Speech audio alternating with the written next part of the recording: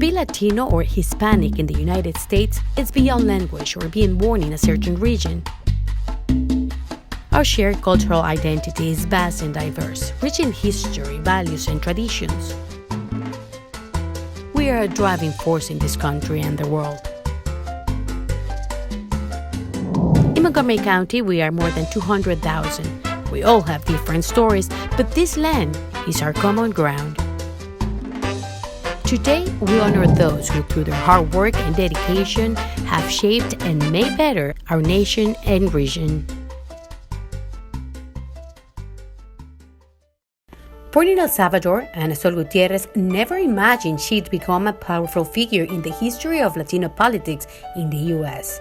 In 1990, she became the first Latina ever elected to any public position in the state of Maryland and the first Salvadorian in the United States. She arrived in this country when she was 5 years old. Her father was an international appointee to the World Bank, the International Monetary Fund, and later on he became the first Minister of Economics for El Salvador. Positions that exposed her at an early age to the needs of others and the urgency to find solutions. She earned a chemistry degree, became a computer scientist, and worked for many years at NASA. Little did she know that her biggest professional battle would have to be fought in the political arena, changing the lives of underserved communities. People were coming here, their children were going into our schools, and our schools were really treating them as second-class citizens. They were not being successful. We didn't have any language capability. So all of a sudden I see that many kids are not getting the same equal treatment. And that's when I got angry. I do best when I get angry. And it was that frustration that led her to serve on the Board of Education, where she understood that bigger changes required bigger efforts. So she ran for and won a seat to the Maryland State House of Delegates, where she served for 16 years. Her passion and hard work made her the voice of not only the Latino community, but communities of color and low income across the state.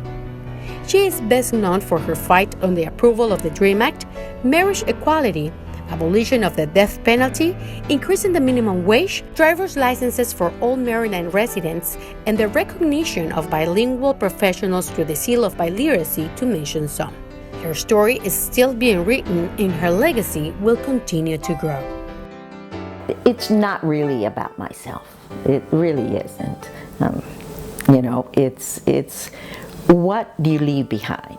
If some people are going to have a better future, if they're going to be able to realize their own potential, I've served a function.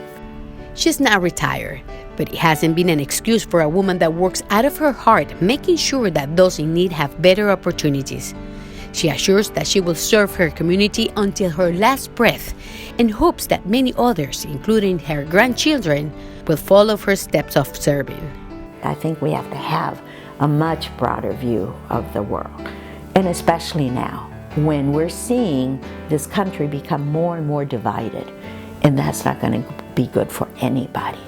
We have to be much greater than we have ever been with our humanity now than ever before.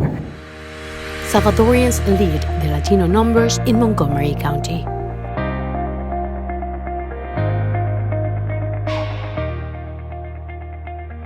Maria Jose and Javier Solis are a couple like few others. She left El Salvador to flee war and came to Montgomery County when she was 16 years old. Javier, on the other hand, left his beloved Ecuador at 22, trying to conquer the American dream along with his mother in the Big Apple. Maria Jose managed to graduate from high school and continue with her higher education to become an accountant, while Javier had to face a whole different set of challenges. I went through everything. Okay, from sleeping in a basement with my mother in one bed, through waking up at 4 in the morning, working in a restaurant, washing dishes, mopping floors, then working as a messenger. We came to work. I had a lot of money that I needed to pay, so I needed to focus on working. But I also needed to gain my English skills, so I had to go to school. And so he did. The experience led him to work for a state senator in New York City, but that wasn't enough for Javier. With effort, he managed to save enough money to establish the first Latino franchise for tax preparation in the nation. Providing services to the Hispanic community wasn't Javier's only objective. He wanted to encourage new entrepreneurs, and that is how he met his wife, Maria Jose. The union between them not only solidified Javier's franchise, but also made it grow and create new ties, becoming the largest Latino franchise in any category at a national level. I am a living proof that when you open the doors we get educated, then we start producing good fruits. So I am very proud to be Salvadorian, living in this county, generating more job opportunities for people, and as a franchise, creating entrepreneurs that are opening doors, not just in this county, but in the United States as a whole. So I am very proud to say that I'm a Latino, that I'm a woman, and that I'm Salvadorian. The desire to overcome any challenge and the courage that characterizes them has made these entrepreneurs an example to follow inside and out the Latino community, a proof that Latinos are vital for the economy in this country, and a lesson for those who oppose immigration. What we really want is to send this message that an immigrant that came illegally in this country was able to build the largest Latino franchise nationwide. You could do it, okay? Just make sure that every time that somebody closes your door, or any time that a person comes to you and tells you, listen, you can do it, you do it.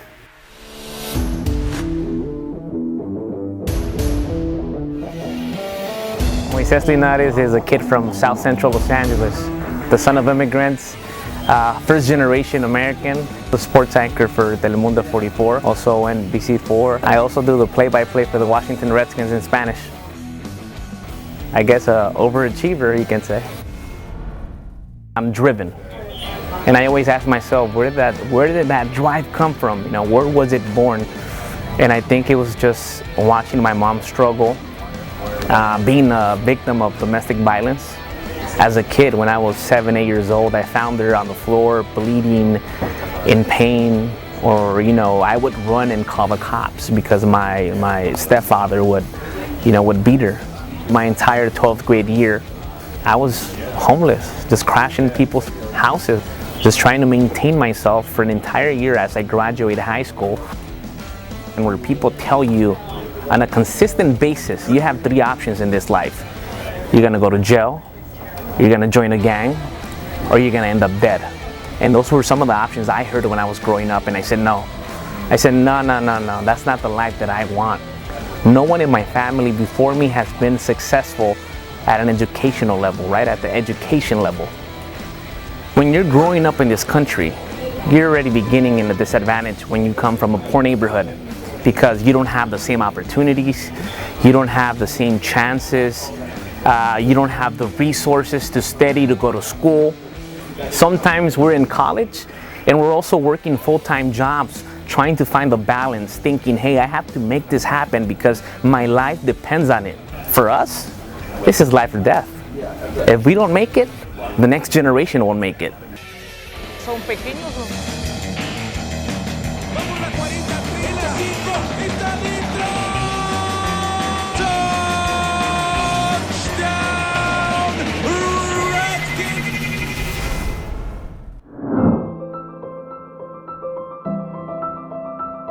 We are Osage County, and we stand with anybody that has been victimized.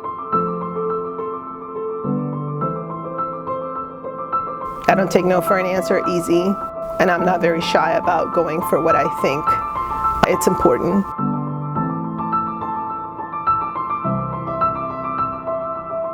When it comes to tenacity and courage, few women like Nancy Navarro. Her Venezuelan blood, combined with the perseverance that characterizes immigrants, have allowed Navarro to reach positions of power and generate lasting changes in the community. Since joining the council in 2009, she has twice served as council president and has been the chair of the Government Operations and Fiscal Policy Committee. Before being elected to the council, she served on the county's Board of Education and co-founded a nonprofit organization to assist Latino and other immigrant communities. She has been a trailblazer and has proudly served as the only Latina immigrant on the council. The fire that keeps her going is the desire to affect positive changes and to see her own achieve their wildest dreams. More than anything, my hope was just to be able to carry the name of the Latino community, of the immigrant community, women of color, carry that forward so that my two amazing daughters, who are now young professionals, can realize that anything is possible and that you can pretty much achieve whatever you set your mind to if you work really hard and if you prepare yourself. To me, that's the greatest gift, and I think I've been able to achieve that. So it's just been an extraordinary experience. She has advocated for strategic investments so that no corner of the county remains untapped. Through the Latino Civic Project, she has empowered communities to get involved in the decision-making process, has championed access to quality and affordable early care and education, and fought to establish racial equity and social justice throughout the county. It has had a lot of challenges along the way. Even currently, those challenges remain. But it is so important that you just can't just give up. This day is so important. For those who dare to dream, and for the leaders of tomorrow, the path has been cleared. Prepare yourself. Seek opportunities to be involved, to lead, and make sure that you are ready, because in our communities, we need to come up and step up, but we need to be ready. More than 25% of us have a bachelor's degree or higher education. Elected in 2014 as Maryland's House Delegate, Maricé Morales made history, becoming not only the first Latina elected in District 19, which she represented, but the youngest Latina at the state level in the country. The daughter of Peruvian immigrants who dared to dream big and saw the fruit of their sacrifice. With only 32 years, she already has a bachelor's degree in global affairs, French, a master's degree in public policy, and a Juris Doctorate. But above all, she has served her community, impacting the lives of the working class, women, seniors, and immigrants, just to mention some. Her time in the House of Delegates lasted 4 years, more than 1,400 days in which she worked hard so employees could have paid family leave, seniors could pay reduced cost of prescription drugs, students could lessen their financial burden, and the immigrant community could have better protections. Losing her re-election has done nothing else but to encourage her to keep fighting for what she thinks is right. And it gave her a clear understanding that a lost battle doesn't mean she was defeated. I loved every minute of it. I'm very proud of the work that I did. And I am in love with public service. I will continue to be a public servant. Definitely, my political story is not done. She knows firsthand the struggles and resiliency of being a woman of color and remains committed to highlighting the positive contributions of the immigrant community. When folks come to this country, they come leaving so much, but they come with a heart that's so full and with dreams that are just unmanageable. And they truly come here thinking, you know what, I can actually do this. And that is so powerful. The power to dream and to reach those goals, makes this country so great. Her legacy has just begun.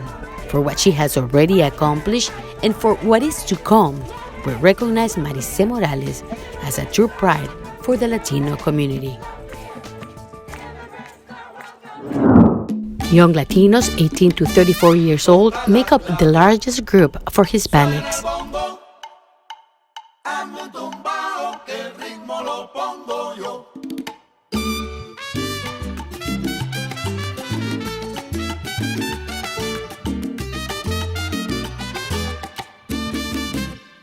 For many, dancing is a hobby, but for Ricardo Loaiza, it is a way of changing lives in Montgomery County. His service to this community is priceless, and the impact that he has had in many hundreds of students that have gone through his mentorship is life-changing. It all started with a simple request to help with choreography. The attention he got from other schools was so high that led him, along with other professors, to start a formal competition in 1999, the annual MCPS Latin Dance Competition at Seneca Valley High School. The after-school dance fund was created, and 20 years later, his passion remains intact, and so is his commitment to his students. I don't think I can stop. It's very worth it. Anything driven by passion has a very meaningful price. The program has been a great adapting tool for those recently arrived students, but it has also been a great way to discover new talents, form new leaders, and role models for other students. This program has helped me with my confidence, being more sure about myself, and it helped me release my anger or my sadness into it, and it helped me maintain busy so I'm not out in the streets or anything, and it has helped a bunch of other students as well. Currently, Ricardo's program is being implemented in 18 schools in Montgomery County. Each year, students compete at the Music Center at Strathmore, and each year Ricardo gives his best effort because each year he faces uncertainty since the program is not officially an after-school one. Every year is different. The program is not self-sustainable. We depend from funding year to year, but it's nothing permanent to cover the basis. The support of Ricardo's family and his wife, who is also his dance partner, has alleviated the burden off his shoulders. The testimonies of the many students and parents that he has impacted are countless. For the years that he has unconditionally served our new generations, and for the many that are to come, we honor Ricardo Loaiza's legacy to Montgomery County. Yo soy el cantante. I'm just trying to change the world one step at a time.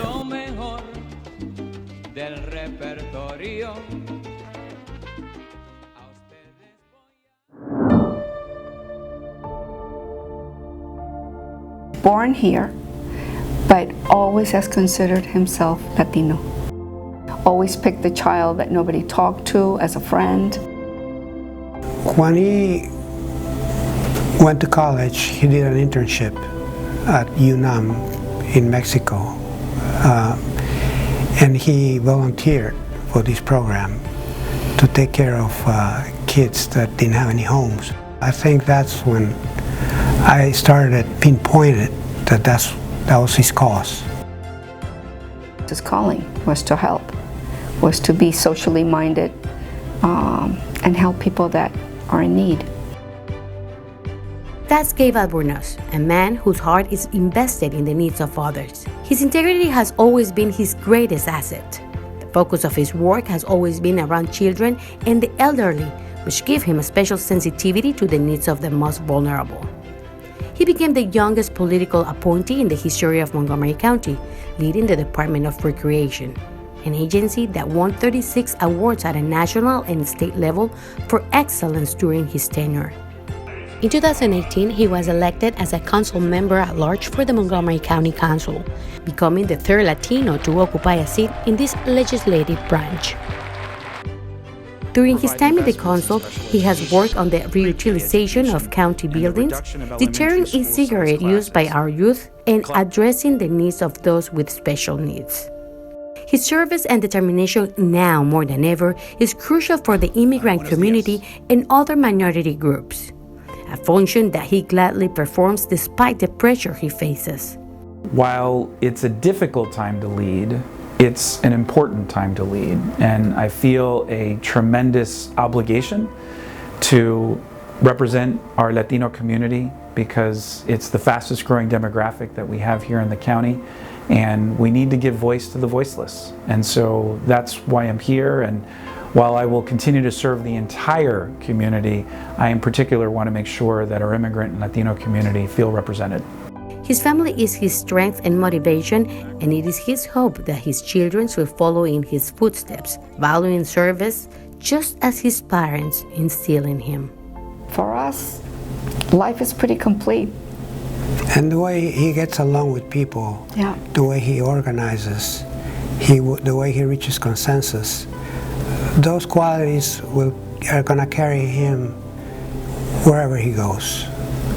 So I think he's going to do very well in life, yes. As a result of his service to the community, he has become an inspiration for the new generations of Latinos in the region and the hope of those who are currently suffering the consequences of a broken system.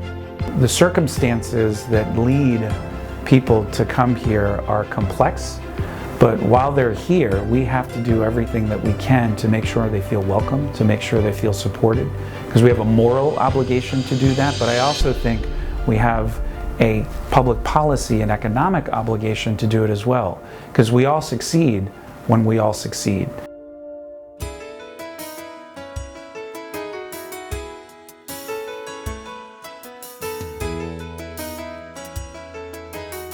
Claudia Campos Galvan. She's petite but with an extra large heart. The Wonder Woman of thousands of Latino men and women who had to face breast cancer and in most cases defeated it. For many, she is the word of comfort much needed in difficult times and the messenger of good news for those who have no health insurance. She left everything in Guatemala to come and serve in a foreign country full of people in need. A decision that she doesn't regret.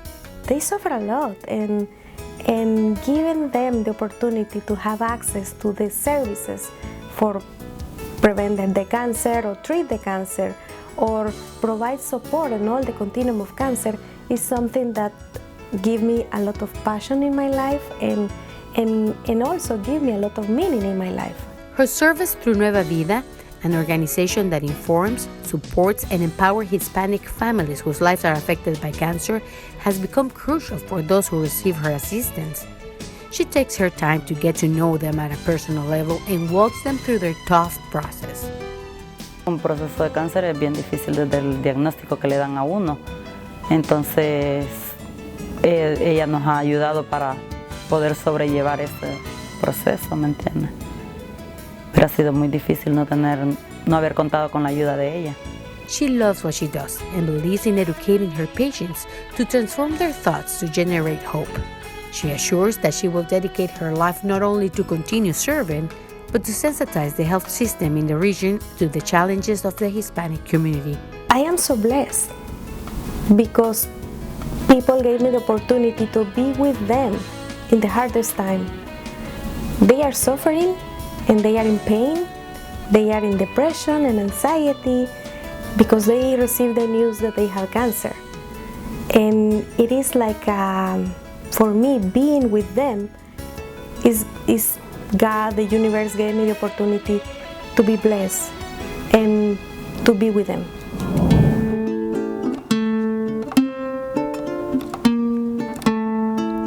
Salgo a caminar por la cintura cósmica del sur.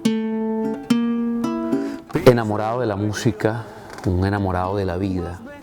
Creo firmemente en que como seres humanos tenemos un propósito. Siento el caminar. Debe haber un mensaje a través de la música. Debe haber un mensaje de conexión con ese ser espiritual que llevas dentro. Café, traigo un rico café, un cafecito, compadre. Un café venezolano, alegrar el corazón, animar a Venezuela con cacao y un marrón. Of the people and for the people, that is Jonathan Acosta. His music encourages those who suffer from the oppression of tyranny, those who left everything and long to return, and those who are searching for new opportunities in the land of the free. for Jonathan, evoking moments of happiness from the past is a way to overcome the challenges of the present.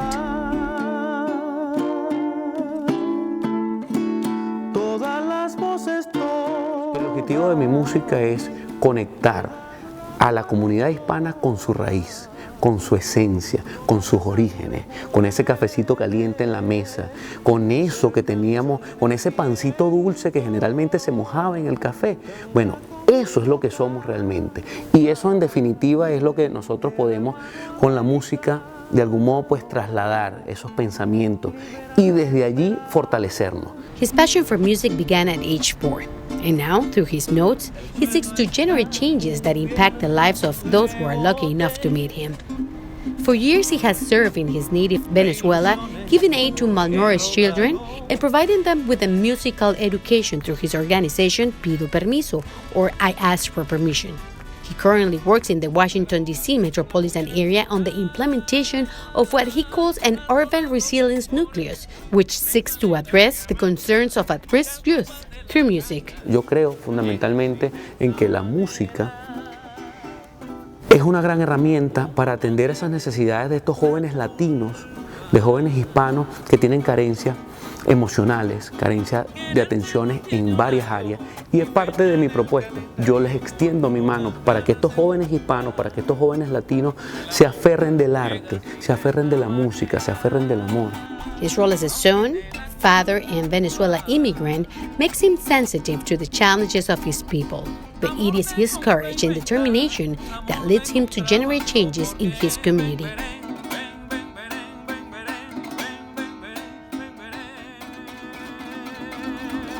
We are part of this community. Our population is growing, and with it our legacy. That's why we celebrate who we are all year round, and especially now, during Hispanic Heritage Month.